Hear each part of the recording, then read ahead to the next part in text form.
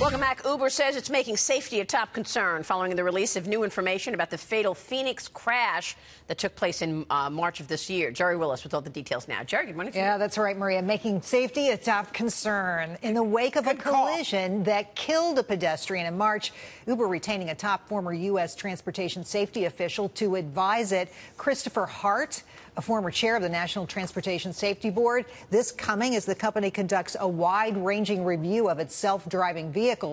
But the company declining comment on a report from a technology website called The Information that it has found the cause of the accident reportedly a software flaw.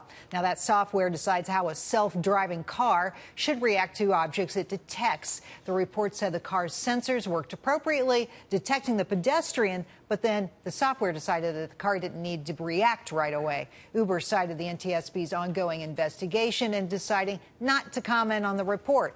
Now, that March 18th accident killed a 49-year-old woman who was walking across the street in the Phoenix suburb of Tempe, Arizona. According to a statement from the company, our review is looking at everything from the safety of our system to our training processes for vehicle operators, and we hope to have more to say soon.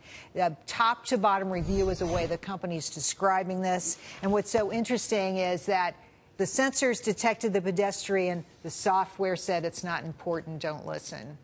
Big disconnect there. And there was a person in the car, but they were sleeping or? They had their head down, and you saw in the video that they were looking at either their phone or something in their hand. But that's not the only complaints, right? I mean, is this enough to repair the brand of Uber? Because it's not, I mean, that's obviously the worst.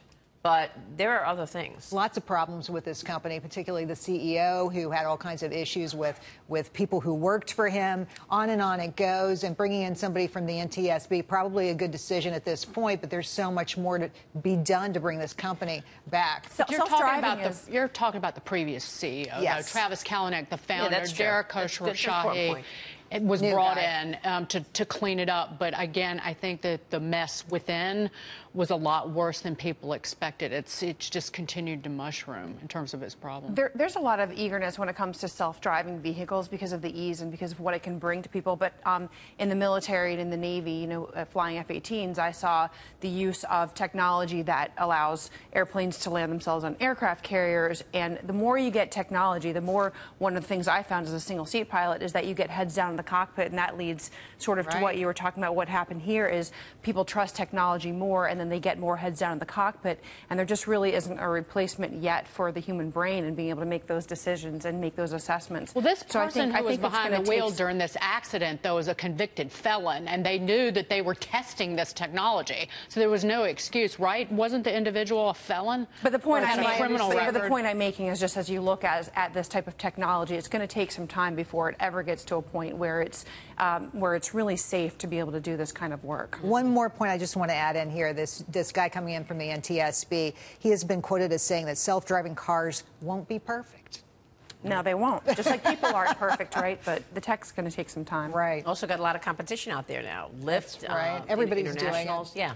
Trucks, cars, you name it. Yeah. Gerri, thank you.